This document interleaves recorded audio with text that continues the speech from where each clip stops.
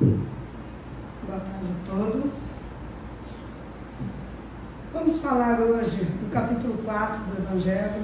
Ninguém poderá ver o reino de Deus se não nascer de novo. Eu foquei nos itens 4 a 17, que é ressurreição e reencarnação. É um tema palpitante,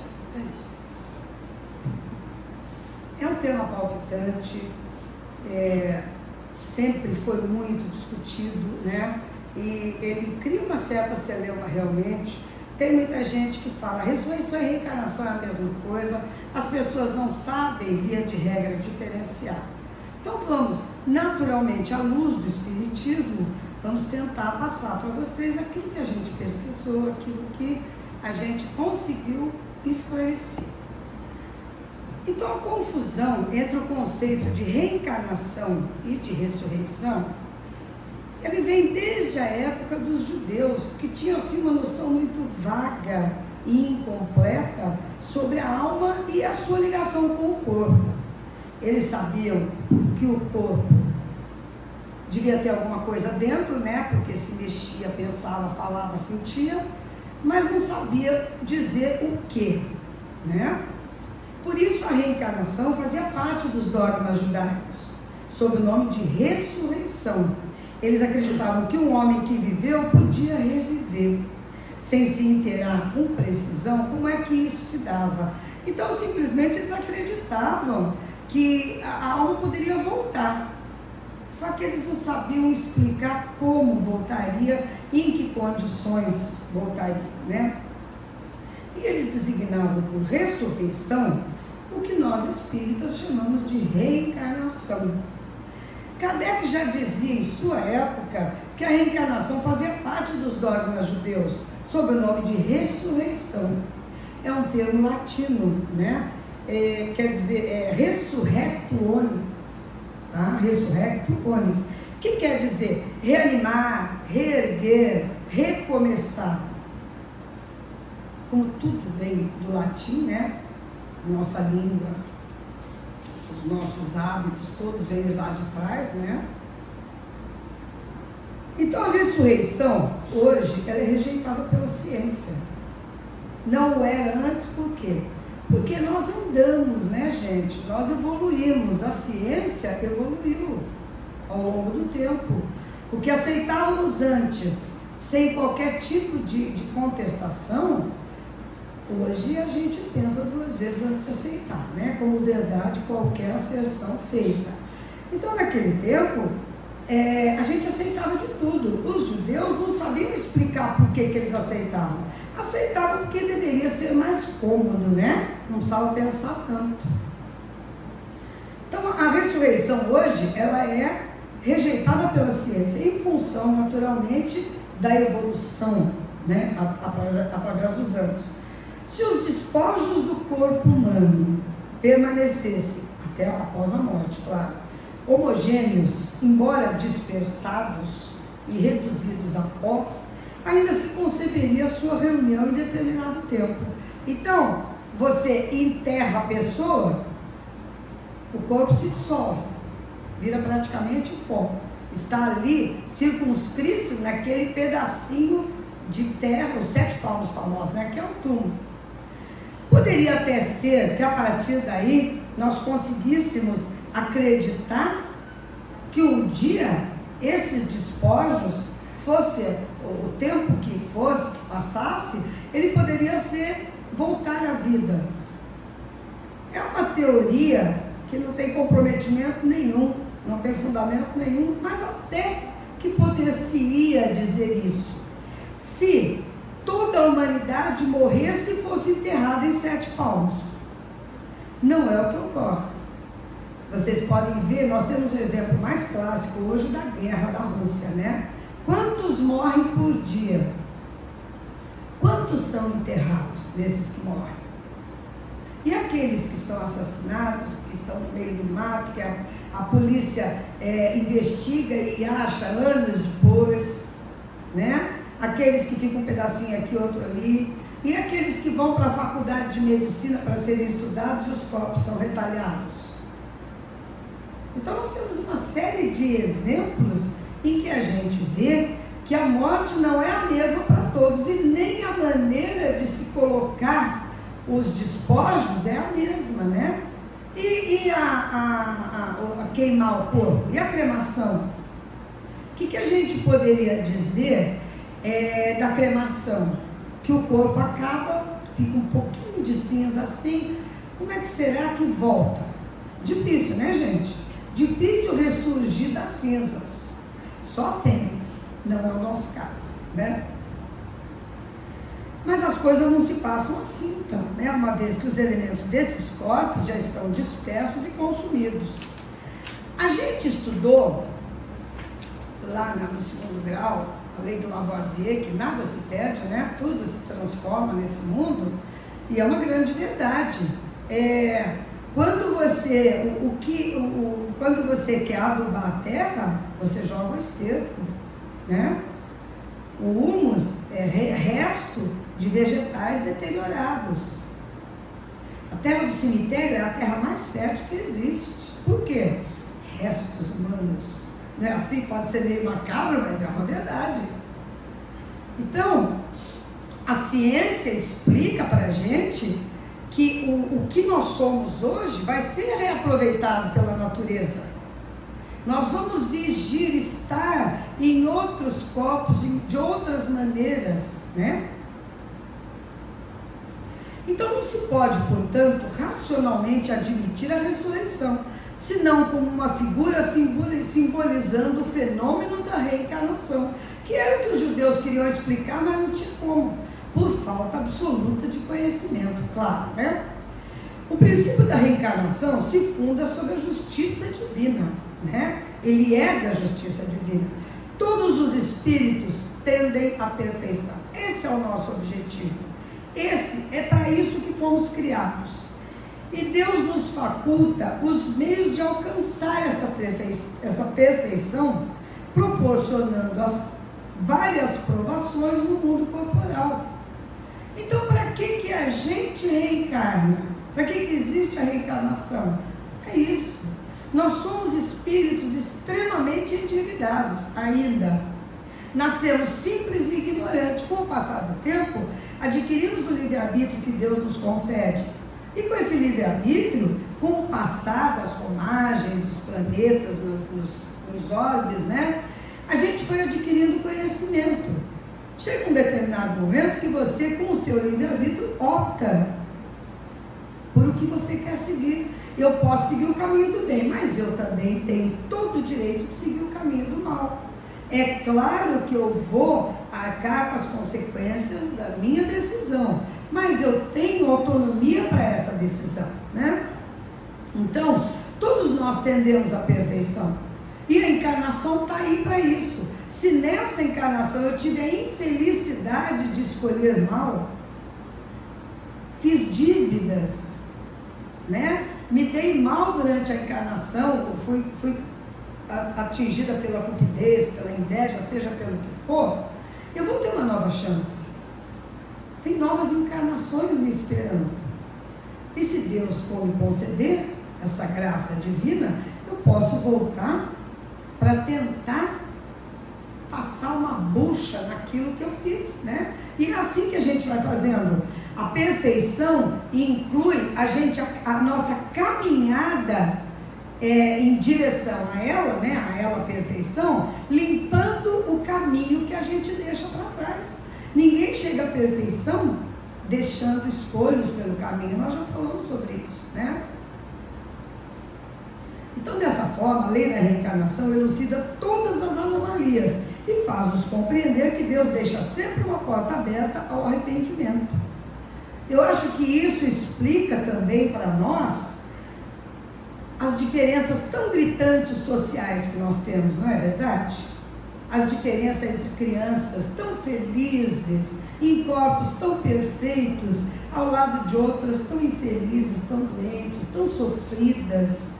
Crianças que sofrem agressão, crianças que são estupradas, crianças jogadas no mato, abandonadas, né?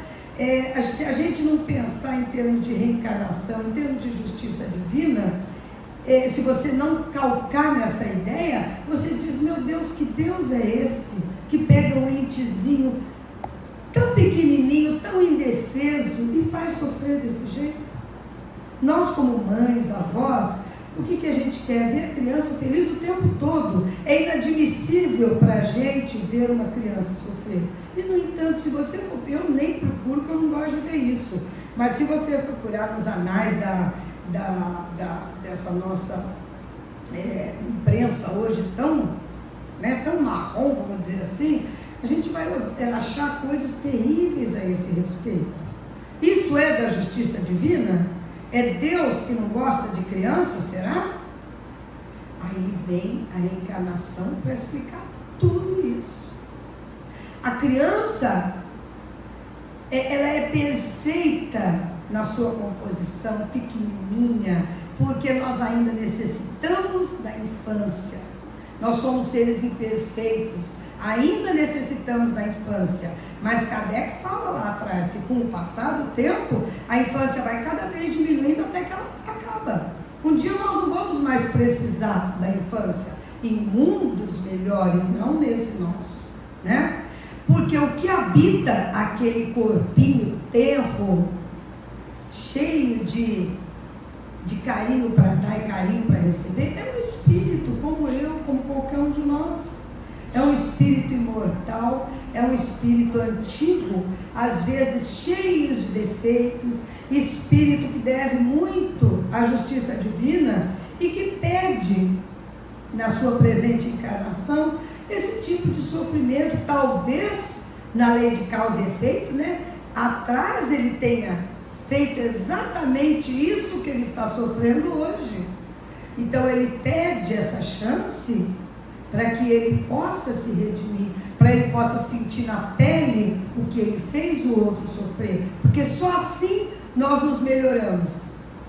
É muito fácil a gente falar, fulano fez isso, fulano é péssimo, mas a gente tem que estar na pele para sentir aquilo que a pessoa está sentindo. Então só repetindo a experiência é que nós teremos validade nela. Não adianta eu dizer, você vai voltar para a Terra e vai sofrer o que ele está sofrendo para você ver o que você fez para ele.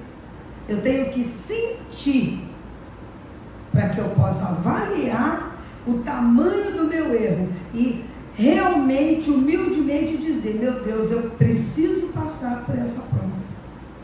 Aí se explica as diferenças tão grandes que nós temos na encarnação, né? Espíritos que vêm tão felizes e outros tão tristes, com uma sina tão difícil, como a gente diz, né? Minha avó que falava sina. E para isso, em sua infinita bondade, Deus nos permite encarnar tantas vezes quanto forem necessárias ao nosso aperfeiçoamento espiritual, claro, né? Nós nos utilizamos deste, que é a Terra, e outros orbes disseminados pelo espaço. A gente não vem necessariamente só para a Terra.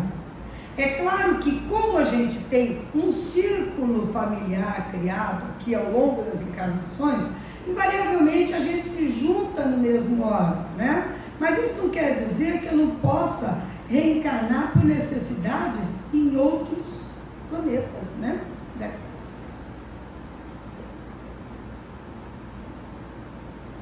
Em outros planetas, estrelas, em outros órgãos, né? Se Kardec não houvesse criado a palavra reencarnação, nós espíritas poderíamos usar a palavra ressurreição tranquilamente, para dizer que ressuscitaremos, ou seja, ressurgiremos em um novo corpo carnal. O que eles não explicavam lá no passado, e não sabiam explicar, é que eles não tinham ideia de como era essa volta, que poderia ser feito num novo corpo carnal. O sentido seria o mesmo que damos à palavra, ao significado da palavra reencarnação. Reencarnar, encarnar novamente, mais uma chance de melhoria para nós. Algumas religiões cristãs anunciam a ressurreição dos mortos e o retorno de Jesus para separar o joio do trigo, os bons dos maus, né? Transformando a terra em paraíso para os eleitos. Bom, Eu acho que parece um filme de terror. Não vamos discutir nenhum tipo de religião. Nós estamos aqui falando do Evangelho Espírita. Temos que aplicar e explicar de acordo com o Evangelho Espírita.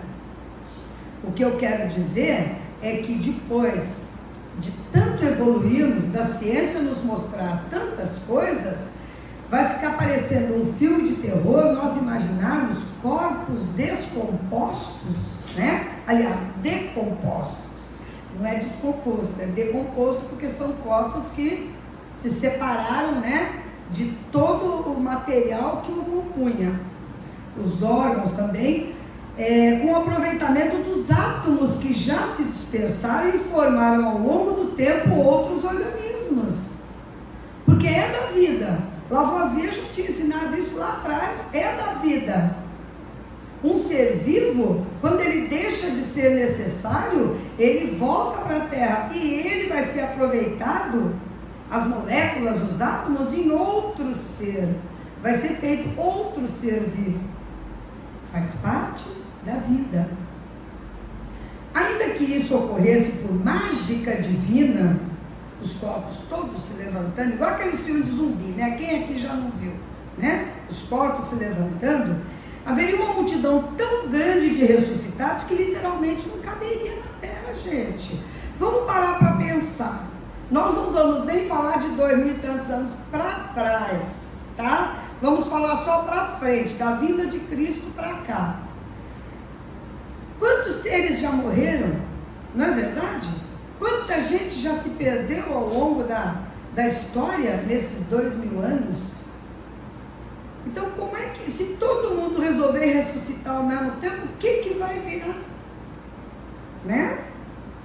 Então, enquanto não nos depuramos a ponto de alcançarmos o estágio de espíritos puros, nós precisamos reencarnar. Então, a gente fica...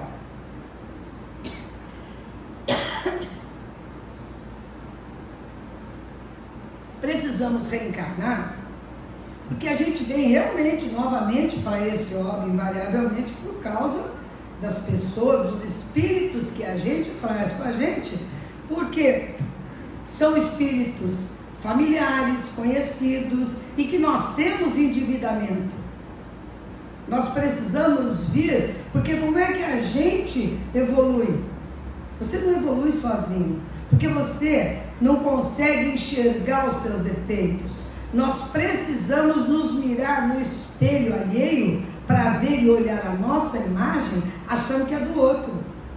Então, você tem esse defeito, não eu só não sei que eu estou vendo a mim mesma ali. Então, esse atrito entre espíritos encarnados é que faz, quando você atrita muito, o que acontece? Alisa, né?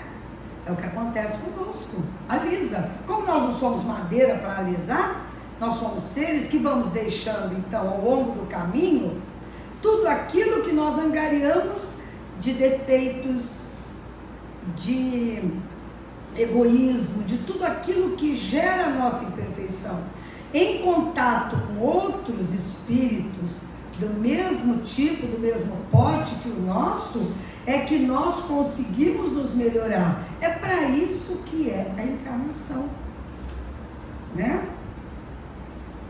Para renascer no corpo material, há todo um planejamento reencarnatório. E o espírito se aproxima do feto desde a concepção. Nós temos que entender que isso é uma coisa natural. Tem que haver uma programação, um planejamento reencarnatório. Senão ia ser muito legal. Você passa na porta do céu, entre aspas, vou descer para a terra. Pronto. Seria a mesma coisa que todos os corpos se juntarem ao mesmo tempo e encher a terra de espírito novamente. Então tem que haver um planejamento reencarnatório. Primeiro, você tem que solicitar essa reencarnação. Você tem que ter a concessão dessa encarnação. Não é assim, eu vou reencarnar e pronto. Você tem que ter a concessão. Você precisa vir através de pais biológicos. Então você já precisa de gente que te faça, né? Então tem que haver uma programação reencarnatória. Senão nós não vamos conseguir nunca o reencarno. E aí então, depois de tudo programadinho, o espírito miniaturizado, isso já é um outro assunto, né? Ele precisa ficar do tamanho do feto, a sementinha, né? Então ele, em lugares especiais, né? Os técnicos da espiritualidade que fazem esse tipo de serviço miniaturizam e ele é colocado no útero materno. Então, desde a concepção, o feto vai estar lá. Ele vai crescer junto com o corpo, né? Porque, como dizem os espíritos, nós somos ligados pontinho a pontinho, célula a célula, o corpo físico ao corpo espiritual. O impacto necessário para recomeçar é o esquecimento do passado. Todo mundo fala muito aqui sobre isso, né? Todas as palestras atinentes a esse tipo de assunto, as pessoas abordam. O esquecimento do passado. Tem que haver esse esquecimento. Pensa se você, de repente, lembra tudo que te fizeram na última encarnação e você recebe nos braços como filho aquele malfeitor que te estuprou e te matou na última encarnação. No nosso estágio evolutivo, nós não somos santinhos. Não temos ainda a prerrogativa do perdão aflorado para que a gente esqueça as dores, os ódios, né? Então, ficaria muito difícil se eu não tivesse o dom do esquecimento que Deus nos dá, esse véu que cobre as encarnações, as vidas anteriores, para que a gente possa renascer do zero. Ah, mas então Deus me abandona, porque eu não estou lembrando de nada, tudo que eu aprendi eu esqueci. Negativo. Deus é um ser perfeito, Ele pensa em tudo. Se Ele tira as suas lembranças, é para te ajudar. É para que você venha para essa encarnação isento de ódios, isento de tudo. Para que você comece do zero, para que você comece a se reerguer, a se fortalecer aqui. Aquelas pessoas que você traz, que você combina anteriormente no seu mapa reencarnatório, que vem com você para te ajudar, são os seus amigos. Vem os inimigos? Claro que vem. Às vezes você tem um desafeto tão grande, às vezes você não consegue, ao longo das encarnações, se acertar com ele. Então a justiça divina te dá uma mãozinha. Ele pode vir como seu filho, porque esse laço de sangue é o maior amor que nós temos. Então já amenizam tanto, né, esse ódio. É aquele filho que você olha e tem hora que você não sente tanto amor. É aquele filho que tem muito problema com você, mas é o filho. É aquele espírito que você certeiramente vai se acertar, porque veio com um laço fortalecido de sangue, né? E na verdade, o esquecimento é uma dádiva, pois que facilita e permite os nossos resgates, né?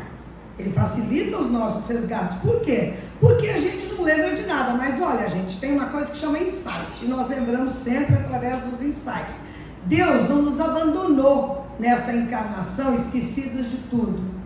Nós temos aquelas lembranças que de vez em quando vêm, aquela pessoa que você encontra e você sente uma atração momentânea, instantânea, aliás.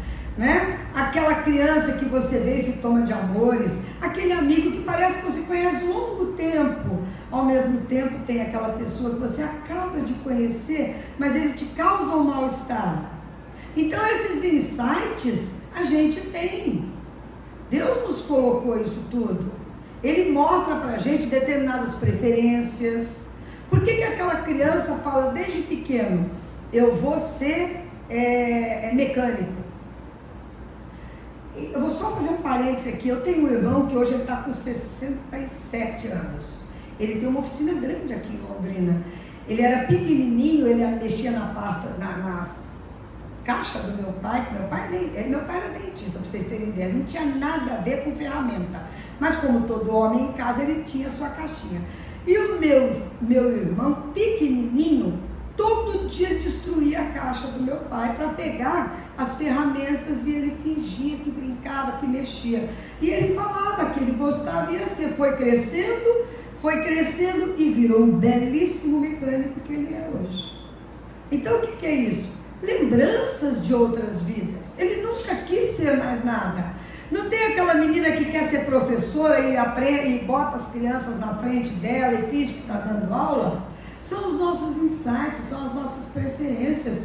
Deus não nos deixa aqui à mercê do nada, não. A gente está sempre protegido. Então quem somos permanece sob essa vaga intuição. A gente tem intuição certeira daquilo que fomos e podemos ser. O véu do esquecimento nos convoca ao autoconhecimento. Que a partir do momento que eu vim sem nada, eu estou zerada, eu começo essa vida me autoconhecendo melhor.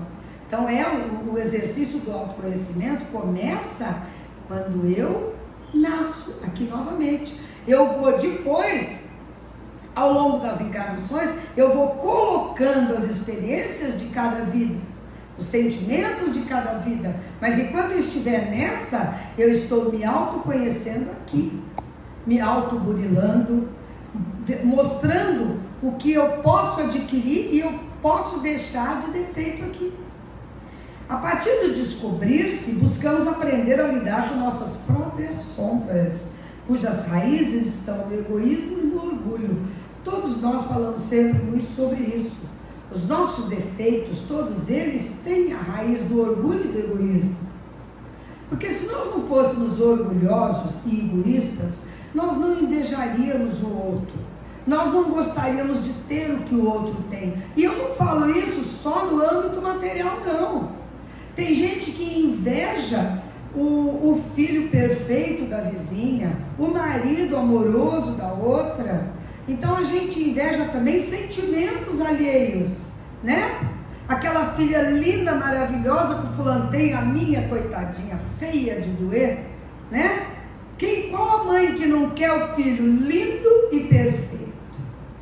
E que nunca tenha nenhum erro, né? Todos nós almejamos isso, mas nem sempre é isso que acontece, né? Então nós sempre fazemos esse movimento de olhar para quem nós somos.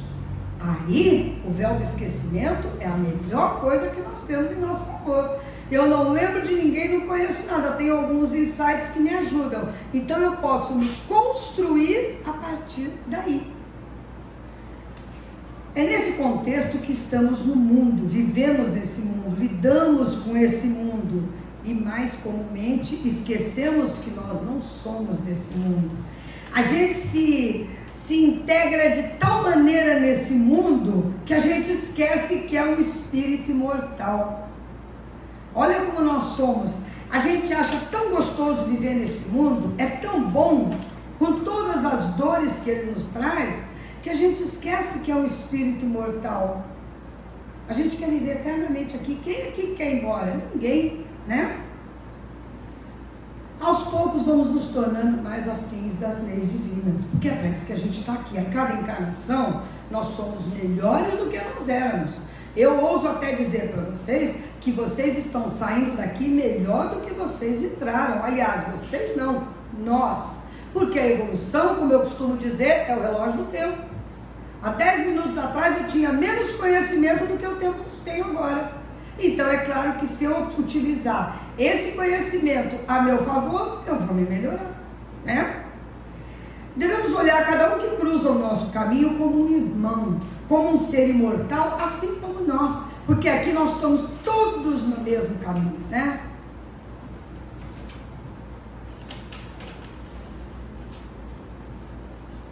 A gente embora, eu fico entusiasmada, daí eu embora tudo, gente.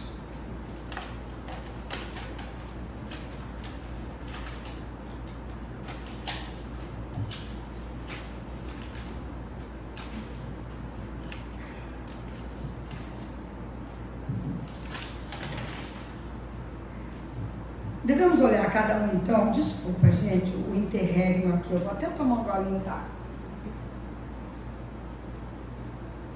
Então, como eu disse anteriormente, a gente deve olhar cada um que cruza o nosso caminho como um irmão, que a gente está aqui para isso, como um ser imortal que é como a gente, no mesmo nível evolutivo.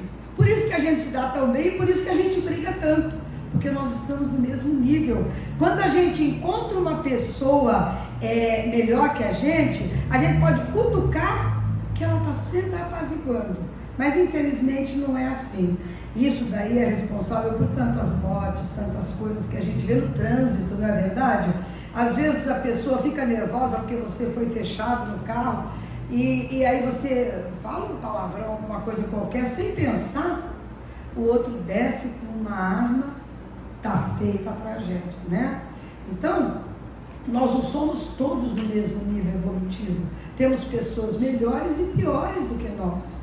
E os melhores, quando cruzam o nosso caminho, nos auxiliam. Porque se eu brigo no trânsito e o que eu estou ofendendo diz, calma, toma um copo d'água, vamos conversar, acabou a briga ali, né? Mas eu tenho que ter a sorte de encontrar alguém melhor que eu. Todos somos necessitados de luz, de evolução, que vai se dar só com ajuda mútua. Não adianta você chegar aos 20, 30 anos e dizer, hoje eu vou ser, de agora em diante eu sou um ermitão. Eu vou procurar uma caverna, uma floresta, vou me embronhar ali dentro. Não quero convivência com o ser humano porque eu quero errar menos. Não adianta fazer isso. A nossa evolução só se dá com ajuda mútua. É um auxiliando o outro nos seus defeitos. Se você tenta sair e se isolar para errar menos, você vai estar errando mais, né? Você vai mostrar todo o seu egoísmo e não auxiliar o seu irmão, com medo de errar. Então vejam que as coisas são colocadas de uma maneira corretíssima. Por isso que eu disse lá atrás, Deus é perfeito. Nada do que Ele faz você pode contestar, nada. À medida que percebemos que o nosso irmão é a ponte que nos levará até Deus através da caridade, daí a gente começa a evoluir. Por quê? Porque quando eu olho um irmão com amor, como uma pessoa que precisa de mim, que eu preciso dela, está feita a ponte. Eu não preciso de mais nada, é só cultivar isso, essa plantinha que eu consegui fazer germinar. A partir desse momento em que eu percebo que um irmão é a ponte que vai me levar até a perfeição, estamos bem. Porque na medida que eu melhoro, eu também faço com que ele se melhore. Quando você pratica boas ações dentro da sua casa, no seu âmbito familiar, se você parar para pensar, você melhorou, você melhora todos ao seu redor. Em compensação, quando você resolve encrencar com todo mundo dentro da sua casa, você torna o ambiente familiar uma coisa terrível, não é verdade? O astral lá embaixo, aquela coisa pesada, não é? Então, quando a gente se melhora, a gente acende uma luz no nosso redor e passamos a iluminar as pessoas. A lei da reencarnação é lei de amor, de misericórdia, lei da justiça divina. Sem a reencarnação, nós não vamos conseguir entender toda a bondade e a justiça divina. Só ela pode nos explicar tudo aquilo que a gente falou até agora. O que aparentemente é tão injusto, só é explicado pela reencarnação.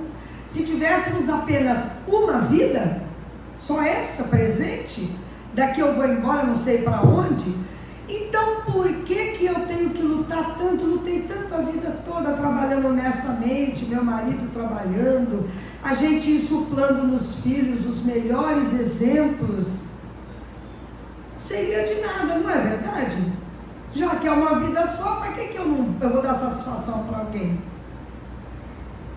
Então a gente só entende a bondade e a justiça de Deus através da reencarnação. A experiência reencarnatória é uma oportunidade sublime para fazer do mundo um campo de trabalho, onde somos convocados a edificar o reino de Deus dentro de nós, nos nossos corações. Muito obrigada.